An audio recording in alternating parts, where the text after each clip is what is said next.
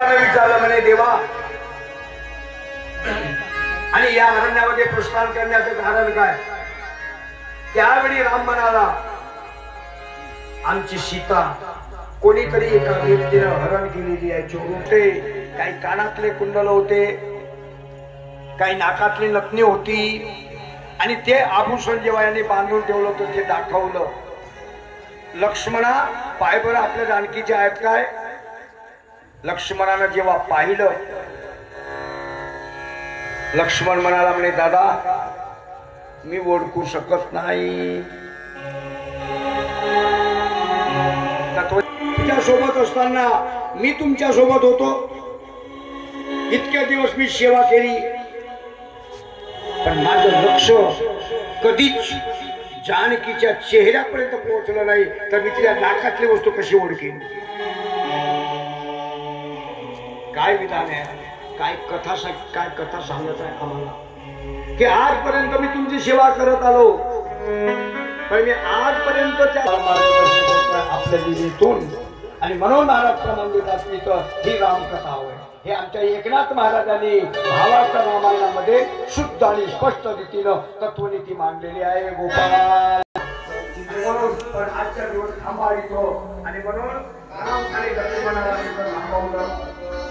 सुग्रीवाकडे पाहतात लक्ष्मण म्हणाला, सुग्रीवा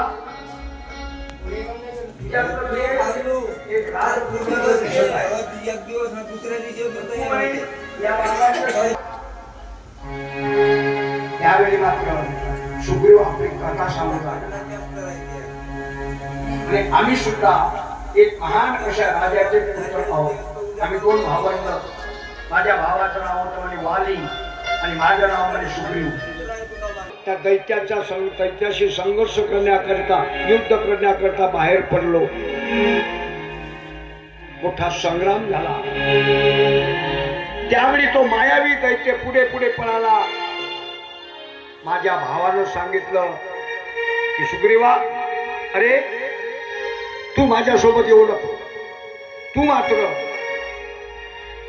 या किष्किंधेचं, आणि या उद्देशाने तो सुद्धा त्या गुहेत शिरला.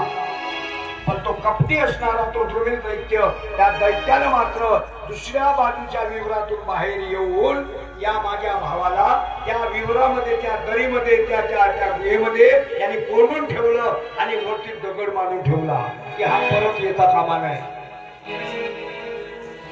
बरेच दिवस, बरेच वर्ष माझा भाऊ त्या द्रुमिल दैत्याच्या त्या गुहेमध्ये राहिला. तो द्रुमिल दैत्य मग पळून गेला. मी रक्षण करीन, तो रक्षण करेल त्या शब्दामध्ये बोलला.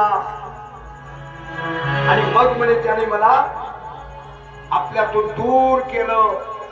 एवढंच नव्हे तर माझी जी धर्मपत्नी